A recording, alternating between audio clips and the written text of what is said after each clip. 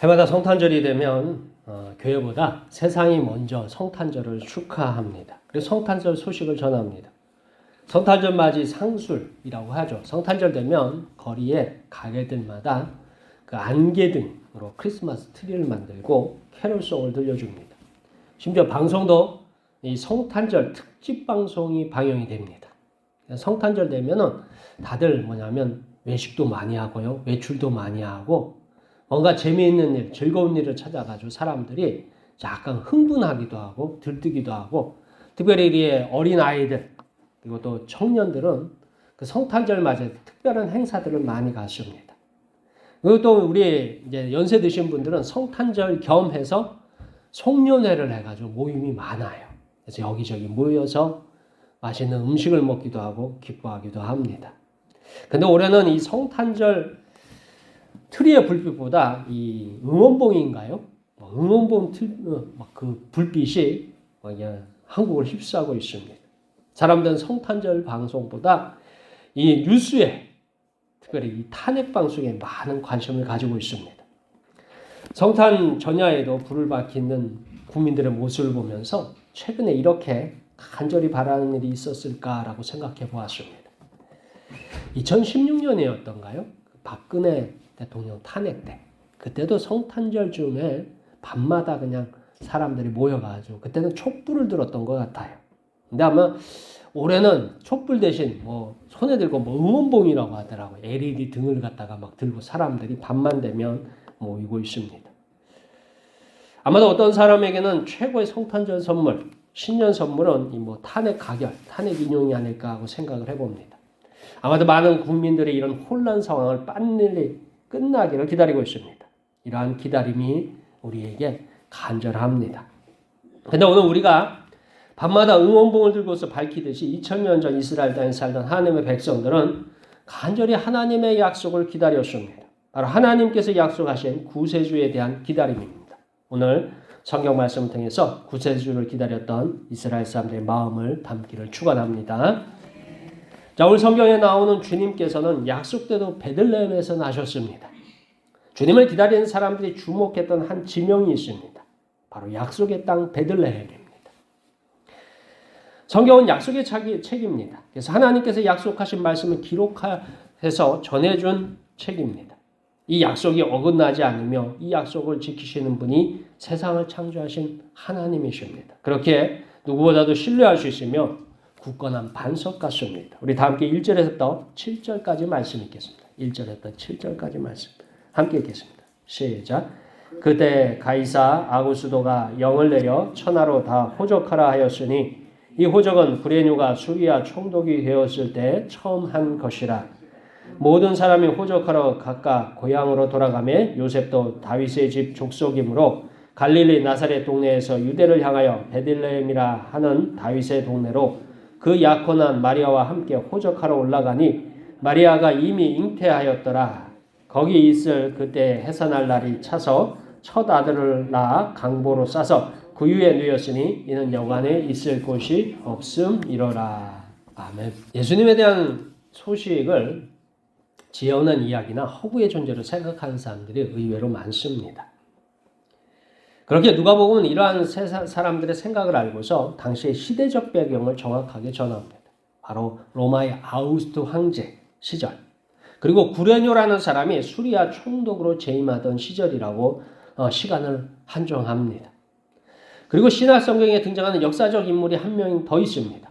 유대 총독 빌라도입니다.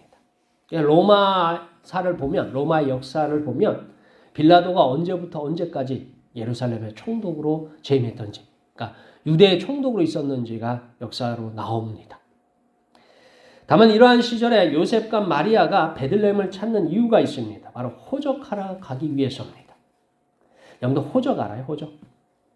요즘은 다 이 호적이 다 없어져. 가족관계 증명서, 주민등록 등본, 주민등록 초본 이렇게 돼 있죠. 그래가지고 이 호적이라는 것은 국가가 관리하는 족보라고 생각하시면 돼요. 우리가 이제 각 집마다 족보가 있죠. 있어요, 없어요? 있어요. 그러니까 족보라는 게 집집마다 있어요. 그게 이제 진짜냐 아니냐는 나중에 하고 이제 집집마다 족보들이 딱 있어요. 근데 이제 국가가 관리하는 족보가 있어요. 그걸 이제 호적이라고 하는데 이 호적을 통해 가지고 몇 가지를 해요. 첫째는 우리나라 같은 경우에도 이제 국가에서 사람들을 다 관리해요. 여러분들이 출생신고하고 사망신고, 출생신고해서 관리가 시작돼가지고 사망신고해서 죽을 때까지 여러분에 대한 모든 자세한 정보들이 다 어디에서 관리를 한다고요? 나라에서 관리를 해요. 그래서 여러분들이 학교 다닐 때 되면 학교 가라고 지정해 주고요. 여러분들이 쭉 생활하는데 불편하고 뭐 어렵고 힘들다 하면 국가에서 뭐예요? 지원금을 주기도 하고 또 이제 살다가 직장을 가져가지고 월급을 받고 하면 뭐 내라고 해요? 세금 내라고도 하고. 나이가 남자들 같은 경우 나이가 차면 어디 가라고도 와요? 군대 가라고도. 그래서 한 나라를 만들기 위해서는 그 나라의 백성들의 뭐 유무, 백성들의 숫자, 백성들의 형편 뭐 이런 것들을 다 상세하게 관리를 해요. 근데 오늘 성경에 나오는 이 로마 시대에 또 그랬습니다. 로마 시대에도 로마의 각 지역에 있는 사람들이 몇 명이 있는지 그리고 그 사람들이 누가 있는지를 갖다가 자주는 안 했어도 가끔 가다가 이렇게 했어요.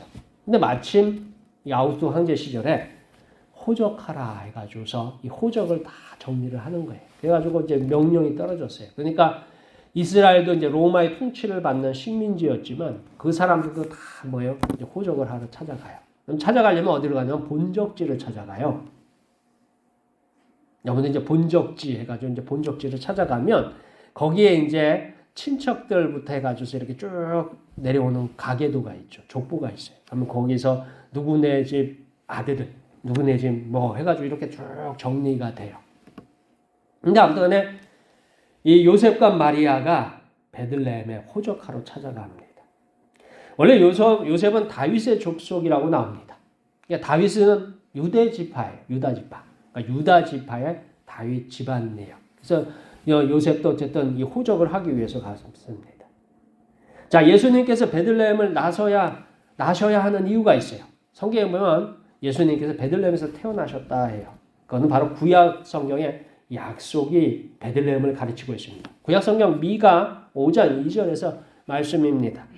베들레헴 에브라다야 너는 유다 족속 중 작을지라도 이스라엘 다스릴 자가 내게서 내게로 나올 것이라 그의 근본은 상고에 영원에 있느니라.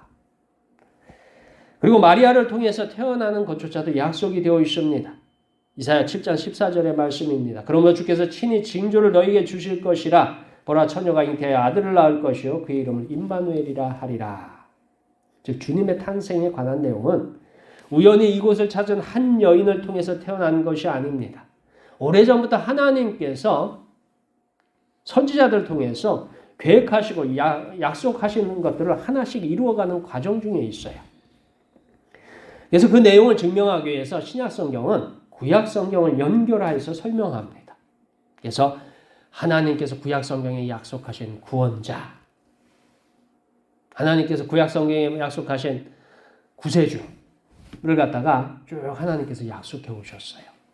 그 약속을 뭐냐면 신약성경에 와서 그 약속대로 태어난 분이 예수다라는 거예요. 그래서 예수님을 설명할 적에는 구약성경의 내용을 다 연결을 해서 설명을 합니다. 이분이 그리스도임을 증명하고 있습니다. 심지어 그리스도에서 오신 곳이 여간의 방이 아니라 마국간의 구유였습니다. 주님은 누구를 위해서 세상에 오셨는지 발견하게 됩니다. 여간의 방조차는 허락되지 않은 사람들을 위해서 세상에 오셨습니다. 요즘 말로 말하면 낮은 자들을 위해서, 천한 자들을 위해서 오신 분이 주님이십니다. 우리는 주님의 은혜를 입어서 하나님의 자녀가 되었습니다.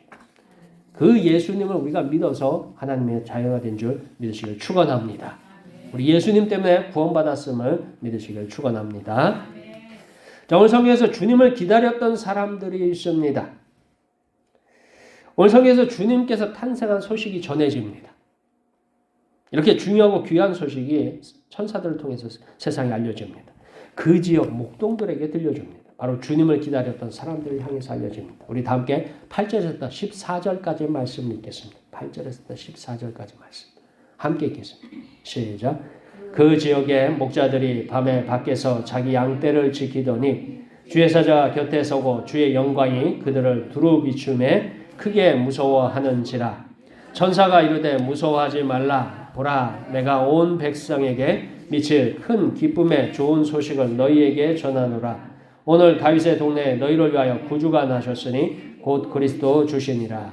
너희가 가서 강보에 쌓여 구유에 누워있는 아기를 보리니 이것이 너희에게 표적이니라 하더니 호련히 수많은 천군이 그 천사와 함께 하나님을 찬송하여 이르되 지극히 높은 곳에서는 하나님께 영광이요 땅에서는 하나님이 기뻐하시는 사람들 중에 평화로다 하니라.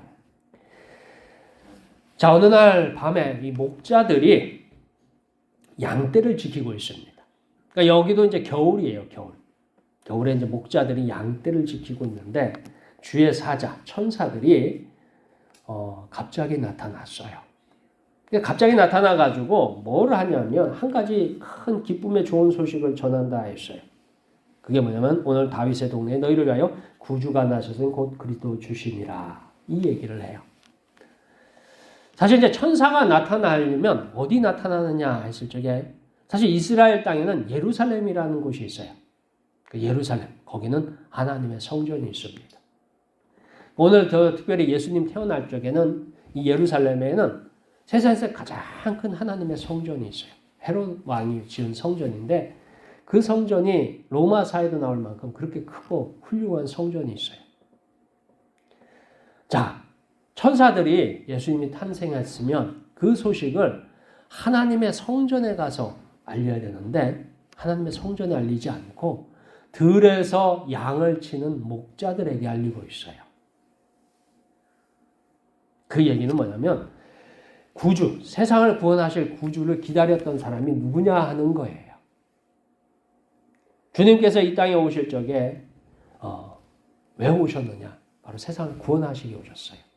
그럼 이스라엘에 있는 이런 일반인들, 소위 말해서 지배자들이 아닌 평범한 사람들이 왜 주님 이 구원자 그리스도를 기다렸느냐 하는 것입니다. 그것은 그만큼 그 시대가 살기가 어려웠어요. 굉장히 고통스러운 시대였습니다. 일단은 이스라엘 땅에서는 하나님의 복음이 끊어졌어요. 구약 성경에 이제 마지막이 말라기는 아니지만 말라기에서부터 마태복음까지 한 400년 동안 하나님의 복음이 전해지지 않았어요. 하나님의 말씀이 전해지질 않아요. 그 전까지는 선지자들이 계속 하나님이 선지자들을 세워가지고 이스라엘 민족에게 말씀을 많이 전했어요. 근데 이제 마지막에 가면은 어떤 일이 벌어지냐면 구약 성경의 이제 마지막 부분, 구약 시대의 마지막 부분에 가면 선지자들이 나타나면 귀찮아해요. 그냥 맨날 하는 게 뭐예요? 하나님 잘 믿어라. 예수님 잘 믿어라. 그리고 뭐예요? 신앙생활 잘하라. 꼭 누가 하는 거하고 비슷해요. 제가 하는 잔소리하고 비슷하지 않아요? 그러니까 어떻게 해요?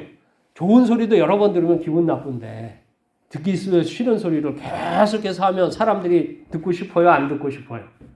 안 듣고 싶은 거예요. 이스라엘 사람들이 말을 안 들어요. 심지어는 주의 선지자들이 나타나면 그들을 죽이기도 하고 쫓아내기도 하고 핍박해가지고서 선지자의 말을 못하도록 해요. 그래서 구약 성경에 보면 선지자들 중에 남유다에서 출신의 선지자 남유다에서 태어나가지고 거기서 하나님이 말씀을 전하는데 핍박이 하도 많으니까 하나님이 그래요. 야, 너는 북이스라엘 가서 말씀을 전해라 해가지고 북이스라엘 가서 선지자 활동을 해요. 또 북이스라엘 출신 선지자 중에는 뭐예요? 그 지역에서 나와가지고 하나님 말씀을 전하니까 사람들이 싫어하니까 남유다에 가가지고서 말씀을 또 전해요.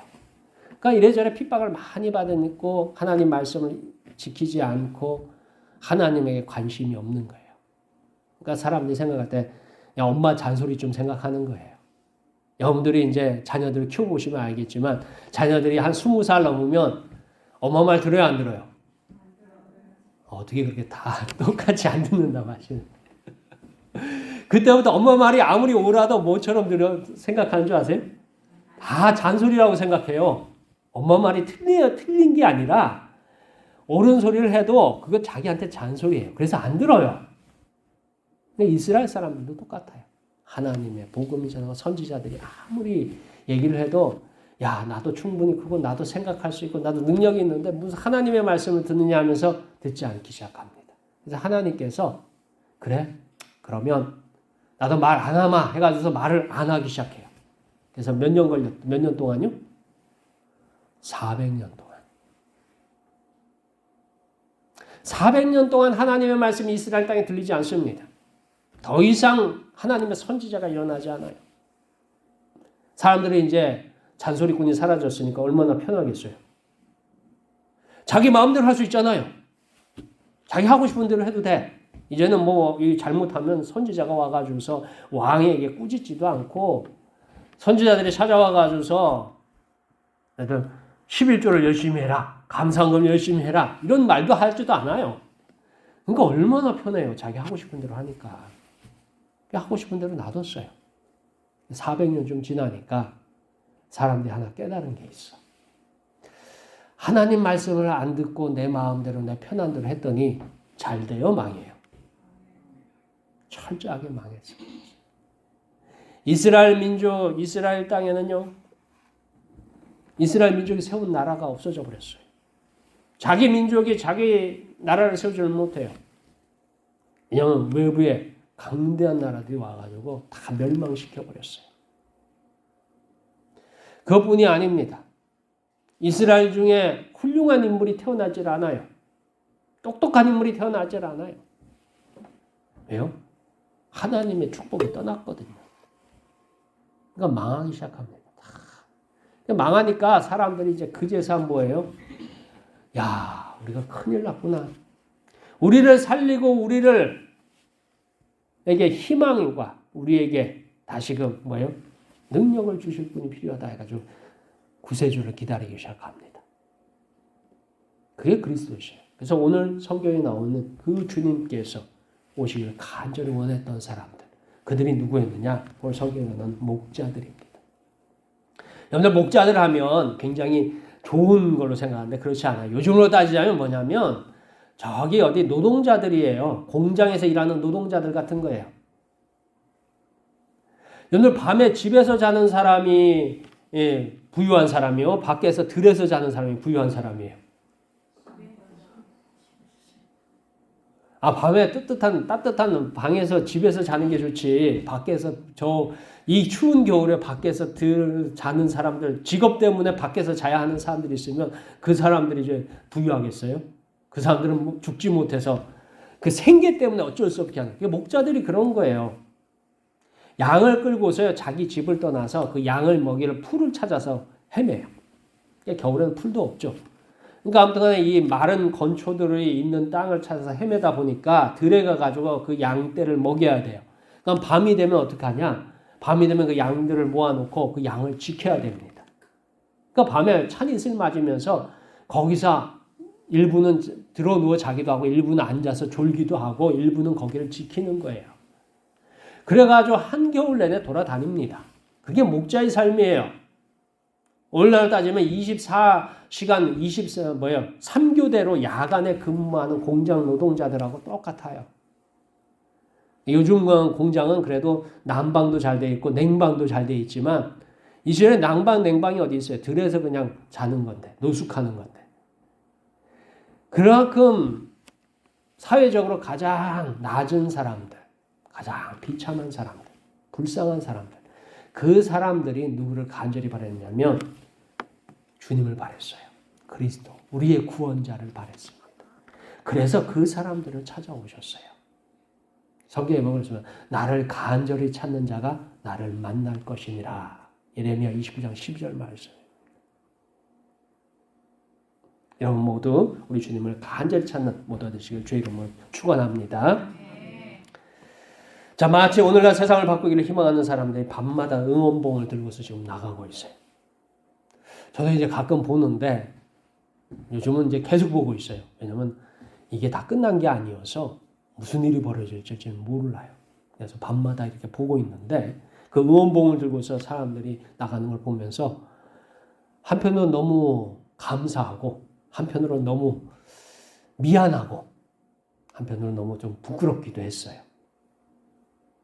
그 10대, 20대, 30대 뭐 젊은 사람이 나가가지고 응원봉을 하면서 이 땅을 지키고 있는 모습을 보면서 야, 우리나라 미래가 생각보다 어둡지 않다라는 생각을 좀 해봅니다.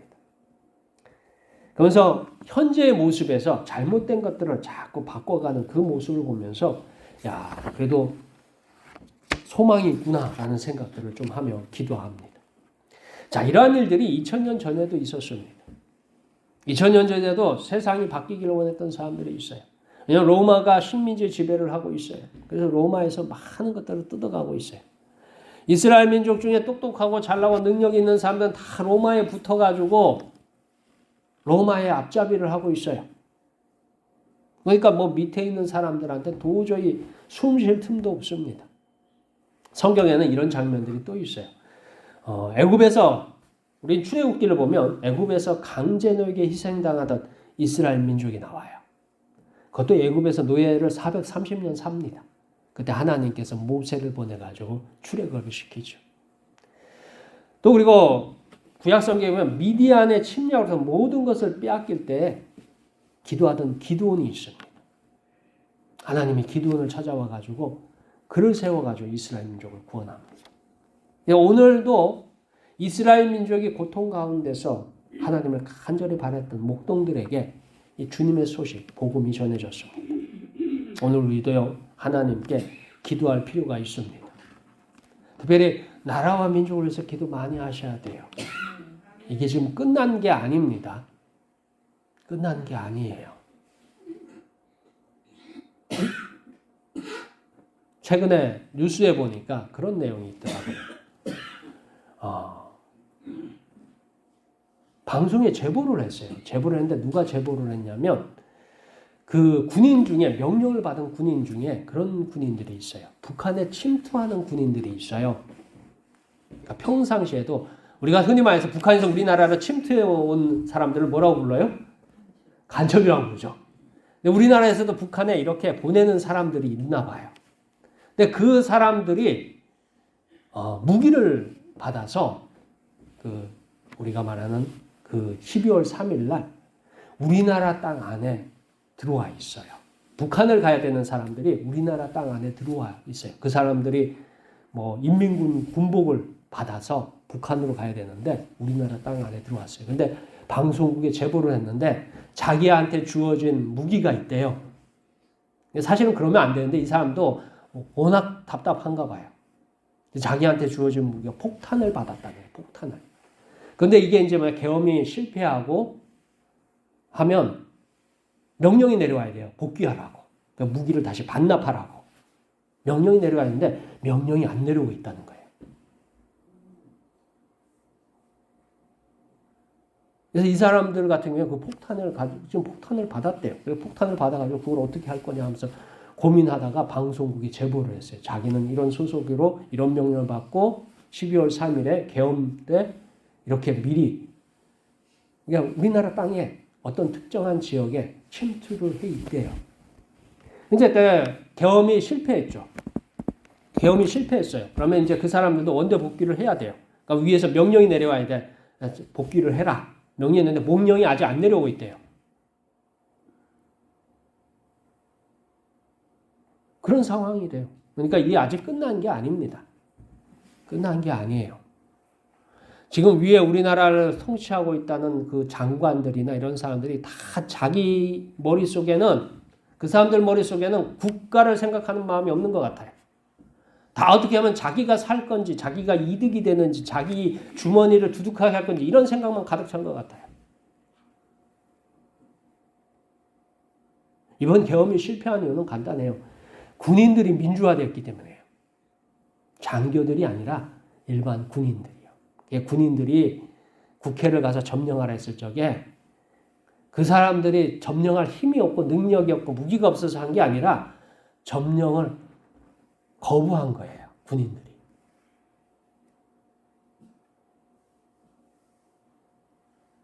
별거 아닌 애가 아니에요. 그 사람들은 일당백을 넘어서 일당천이에요. 무기가 주어지면요. 감히 감당할 수 없는 그런 사람들이에요. 근데 그 사람들을 다 동원해가지고 이 내란을 일으켰어요. 그래서 지금 현재 이게 지금 끝난 게 아닙니다. 왜냐하면 그 사람들을 통해 가지고 무슨 일이 일어날지 몰라요. 그래서 하나님께서 이 땅에 평화를 주십사 하고 간절히 기도하시길 주의 이름으로 축원합니다. 자, 오늘 성경에서 주님의 오셨을 적에 주님을 경배한 사람들이 있습니다. 주님께 순종한 사람들이 있습니다.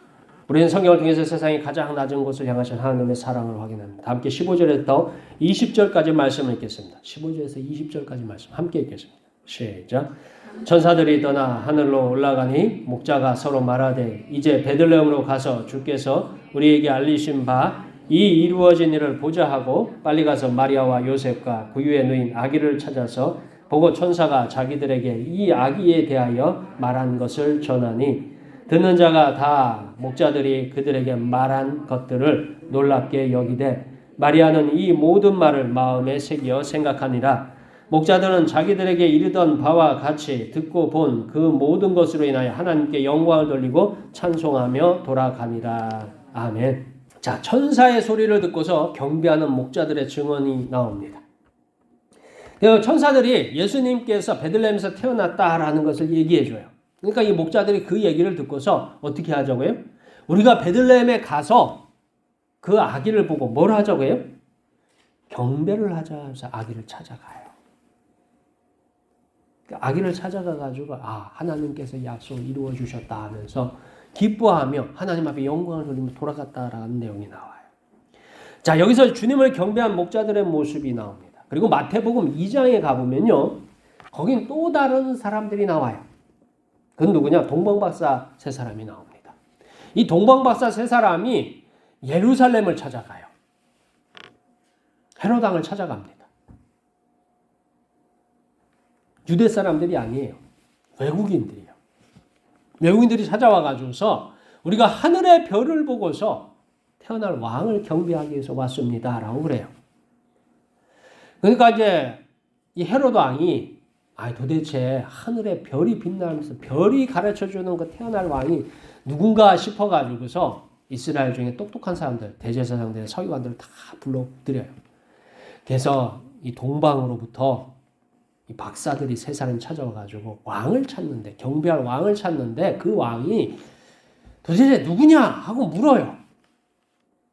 그러니까 이 서기관들이 가만히 얘기하면서 아까 했던 미가서 말씀을 해요. 유대 베들레헴. 그 베들레헴에서 날 것입니다. 라고 그 얘기를 전해줘요. 그래서 이제 동방박사들이 뭐라고 합니까? 그럼 우리가 어디로 가겠다고요? 그 동방박사들이 베들레헴에 가요. 찾아가요. 그래서 베들레헴에 가서 뭐냐면 마태복음 2장에 보면 유황과 모략과 황금을 드리잖아요. 황금과 유황과 모략을 드리면서 경배했다라고 나오지 않습니까? 자, 오늘 누가복음에서 목자들이 가서 경배를 했어요. 그리고 또 누구예요? 동방에서 온 이방인들이 찾아와서 예수님 앞에 경배를 했어요. 그리고 누가복음을 계속 읽어보면 누가복음에 예수님의 정결 예식이 나옵니다. 예수님이 이제 태어났을 적에, 주님이 태어났을 때 그 주님을 8일 만에 할례를 받고 성전에 올라가요. 그래서 정결 예식을 하는데 거기서 주님을 알아본 사람이 딱 2명 나와요. 자, 이스라엘은 시작부터 누구의 선택을 받은 나라입니까? 하나님의 선택을 받았습니다. 아브라함의 자손이에요. 하나님께 선택을 받던 선택된 민족이라고 스스로 생각해요. 그래서 세상 모든 민족이 하나님을 모르되 우리 민족은 하나님을 알고 세상 모든 사람들이 하나님을 외면하되 우리는 하나님 앞에 축복을 받고 경배한다는 민족이 이스라엘 민족이에요. 그리고 우리는 하나님의 약속을 받았다 했어요. 그 약속 중에 하나가 뭐냐? 바로 구주에 대한 약속, 구세주에 대한 약속. 구원자를 보내실 약속을 받았다라고 그렇게 맹세하고 그렇게 믿고 있는 사람들이에요. 그리고 그 성경을 가장 잘 아는 사람들이 예루살렘 사람들입니다. 예루살렘의 지배자들이에요. 그래서 그들은 유대 베들레헴도 짚어줄 수 있어요. 근데 문제가 있어요. 하나님께서 보내신 구원자를 그러면 보낸다고 했어요. 그럼 동방박사들이 와서 찾으면 자기들도 찾아봐야 돼요? 안 해야 돼요? 동방박사는 하늘의 별을 보고 찾아온 사람들이에요. 자기들은 말씀을 보고서 주님께서 오실 것을 알았어요. 알고 있는 사람들이에요. 그러면 동방박사들이 찾아왔으면 최소한 그가 누군지 와서 경배하고 그가 누군지 와서 확인할 필요가 있어요. 근데 아무도 확인하지 않아요. 몰라서 확인하지 않은 게 아니에요. 그들은 뭐예요? 굳이 예수님이 필요하지 않았더라는 것입니다. 그곳에는 하나님의 일을 맡아서 수행하던 많은 제사장들과 서기관들이 있었습니다. 그럼에도 불구하고 주님을 알아보고 경배한 사람은 2명입니다. 즉 하나님의 말씀에 순종한 이는 바로 2명이었습니다. 참으로 적은 사람입니다. 밤에 나머지 하나님과 관계되던 사람들은요, 주님에 대해서 들었어도 확인하지 않고요, 경배하지 않습니다. 바로 하나님의 일을 한다고 주장했던 대제사장들, 서기관들, 예루살렘에 거주한 수많은 바리새인들, 이들은 입술로는 주님을 믿었어요. 주님을 알고 있었어요. 그러나 진짜는 뭐예요? 믿지는 않았어요. 하나님을 알고 있고 주님을 알고 있고 성경의 지식을 많이 알고 있지만 주님을 믿지는 않았어요. 왜요? 순종하지 않는 것 보니까요. 지식은 알고 있습니다. 그러나 경배에 참여하지 않습니다. 순종에는 관심이 없습니다. 이게 우리에게 전해주는 이야기가 커요. 왜 그런 줄 아세요? 오늘 우리는 어떻습니까? 어찌 보면 주님에 대해서 누구보다도 많이 알고 있습니다. 왜 오늘날은 집집마다 성경이 한 권씩 다 있어요. 교회 다닌다면 제일 먼저 교회 다니기 시작하면 받는 게 뭐예요? 성경책부터 받아요. 물론 읽는 거 안 읽고는 본인의 몫이지만 어쨌든 성경책부터 받아요. 그래서 교회를 우리나라 같은 경우에 교회 다녀본 사람들이 굉장히 많아요. 교회를 많이 떠났지만 그 사람들이 다 성경책을 받아가지고 성경의 말씀을 이렇게 성경의 에피소드 정도는 웬만한 건 또 다 알아요. 아담과 하와 얘기도 알아요. 골리앗과 다윗의 얘기도 알아요. 교회 안 다니는 사람들도 알더라고요. 교회 안 다니는 사람들 성탄절 알아요? 몰라요? 다 알아요. 성탄절을 다 알아. 교회는 안 다니면서 성탄절은 알더라고. 자, 주님에 대해서 누구보다도 한국교회 성도들은 많이 알고 있어요. 교인들은 많이 알고 있어요.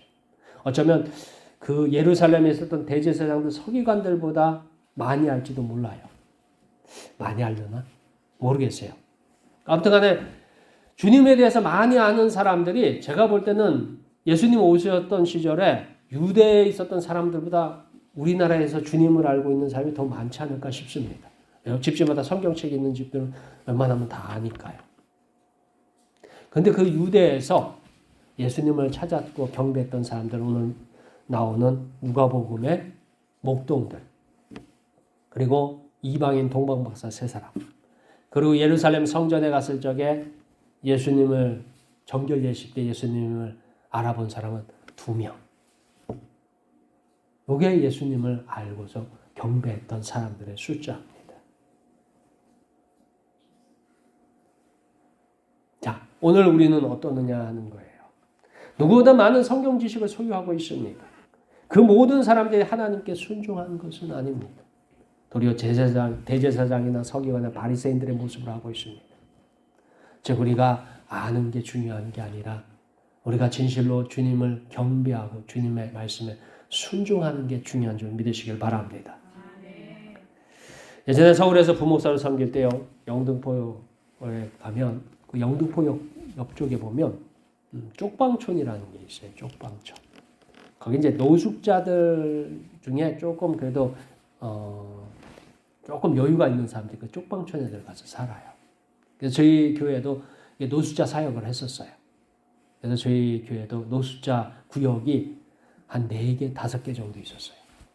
그러니까 구역마다 한 많게는 12명, 적게는 한 8명 정도 됐어요. 그러니까 한 4개, 5개 됐으니까 한 50명, 60명쯤 돼요. 노숙자들이. 저희 교회에 나오는 출석했던 노숙자들이 50명, 60명쯤 돼요.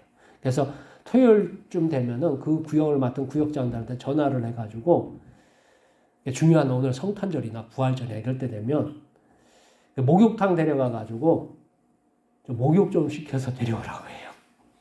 왜요? 네, 냄새가 나요. 제가 그 구역을 맡아가지고 한 3년 맡은 적이 있는데 그 쪽방촌에 가면은 거기에 요셉의원이라는 병원이 있어요. 지금은 모르겠어요. 어떤 게 있는지 소식을 못 했는데 제가 이제 서울에 살 때 그 요셉위원회 갔는데 거기 가보면 그 당시 나이 많은 의사분 한 분이 계셨어. 저는 그냥 그 쪽방촌 안에 병원이라고 해서 가면은 그냥 그 노숙자들이 우리 교회 교인들 중에 가끔 거기 가가지고 약 타오고 뭐 거기 가서 진료받는 분들이 있어가지고 가서 그냥 할아버지 의사 선생님인데 그냥 인사만 하고 지나왔어요. 내가 훗날 알게 됐는데 이제 거기를 이제 지키시는 분이에요. 참 신기하더라고요. 나이가 많이 드신 분이 거기 앉아가지고 그걸 하시는데 진료를 하세요. 그 안에서 병원을 이렇게 꾸며놓고 거기서 진료를 하시는데 제가 이제 교회를 옮겼어요. 수원으로 옮겼는데 수원으로 옮기고 나서 조금 있다 보니까 뉴스에 나왔더라고요. 그 요셉 의원을 지키시던 분이 돌아가셨다고. MBC 뉴스에 9시 뉴스에 나왔어요. 그래서 제가 그때서 알았어요. 이분이 그렇게 훌륭한 분인 줄. 그분을 뭐라고 부르냐면 영등포의 슈퍼바이처라고 불렀어요. 굉장히 유명한 분이시더라고요. 그래서 거기를 지키시다 그분이 돌아가셔가지고 뉴스에도 나오고 그랬어요. 신문에도 나오고. 근데 이제 그래서 참 걱정을 많이 했습니다. 그래서 나중에 보니까 다른 분이 오셔가지고 그걸 하더라고요. 근데 제가 왜 그때 거기에 관심을 가졌냐면 원래 의사가 필요한 사람들이 누가 의사가 필요해요? 아픈 사람한테 의사가 필요하잖아요. 근데 그 노숙자들 같은 경우에는 병원비가 없어가지고 병원을 못 가요. 병원비가 없어서 병원을 못 가요. 그래서 아픈 분들 보면은 이제 갑자기 막 아파가지고 그러면은 제가 병원을 데려가려고 이제 응급실을 찾으면 그분들이 거부해요. 자기들은 병원에 가서 쫓겨난다고. 그럼 그분들이 하면 어떻게 하냐고 하면 그 요셉 의원이라는 거기를 얘기해줘요. 거기를 업고 갔던 기억이 있어요. 그럼 거기 가면 그분이 이렇게 진찰을 해가지고 진단을 하던 그런 경우가 있어요. 그래서 돈이 없어서 외면하던 그 환자들을 돌보는 진짜 의사를 제가 거기서 봤습니다. 그걸 보면서 참 훌륭하다는 생각을 가졌었습니다. 우리는 주님에 대해서 아는 것도 중요합니다. 그러나 더 중요한 것은 주님의 말씀에 순종하는 것이 더 중요한 줄 믿으시길 축원합니다. 오늘 성경에서 주님을 찾았던 사람들, 예루살렘에서 성경을 가장 잘 알았던 사람이 아니라 주님을 간절히 원하고 순종할 사람들이 찾았습니다. 오늘날도 동일합니다. 우리 모두 주님을 간절히 찾기를 소망합니다. 주님께 순종하기를 축원합니다. 기도하시겠습니다.